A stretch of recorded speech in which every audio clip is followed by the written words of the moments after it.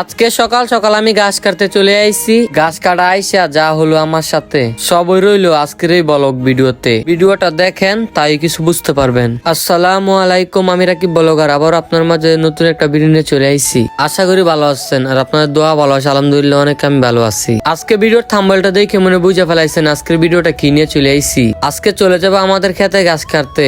এর কারণে নৌকার ভিতরে বইরে লইতেছি তেল, তারপর দিতে হবে মিশিং স্টার দেওয়ার পর আজকে আকাশ থেকে পড়তাছে কুয়াশা, দেখি না চোখে সামনে কি আছে কোনো কিছুই দেখা যায় না। আর আমাদের খালিয়ারচরের গ্রামটাও দেখা যায় না। আর আজকে ভিডিওর কমেন্টে বলে যাবেন কার কার গ্রামের ভিডিও লাগবে। আর এই ছোট ভাই এদের কথাটা শুনেন মনোযোগ দিয়া। তোমার বাসা কোন জায়গায়? এমন একটা ডাক শুনলই আমার থেকে অনেকই ভাল লাগে। ভিডিও করি তো আপনাদের জন্যই। আপনারা যদি আমাকে প্রতিনিয়ত ভালোবাসা থাকেন ইনশাআল্লাহ এখন থেকে প্রতিদিন ব্লগ ভিডিও দিব। খেতে আইসা ঘাস কাটা শুরু করে দিলাম। এখান থেকে 4-5 দিন ধরে ঘাস খাওয়াইতেছি, অনেক জায়গায় খাওয়া ফেলাইছি। ইনশাআল্লাহ আপনারা যদি আমার পাশে থাকেন একদিন বিসমিল্লাহ এগ্রো সাহেবের মতো আমি হব। স্বপ্ন আছে বিসমিল্লাহ এগ্রো সাহেবের মতো হব।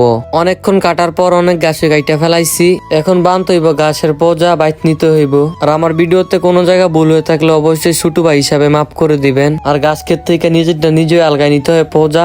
এখন একা একা 3টা পোজা নিতে হইব নৌকায়। কষ্ট করি অনেক, তবুও পাইতাছি না সফলতার দেখা। প্রতিদিন 3 পোজা করে গাছ কাটি আর 2-3 দিন বাদে বাদে এখান থেকে গাছ কাইটা নেই। আমাদের বাড়ি হলো অনেক দূরই। আর গাছ তোরে গলাই গিয়া থিত দিতে হয় গাছের ভিতরে বাইন দেয়া। ইয়ার আগেও 1 পোজা নিচে আমাদের খেতে থেকে গাছ। আজকে গাছ কাটা শেষ। আজকের ভিডিওটা এতটুকু। সবাই ভালো থাকবেন। সবাইকে জানাই আল্লাহ হাফেজ। পরবর্তী কোনো ভিডিওতে আবারও দেখা হবে আপনাদের মাঝে।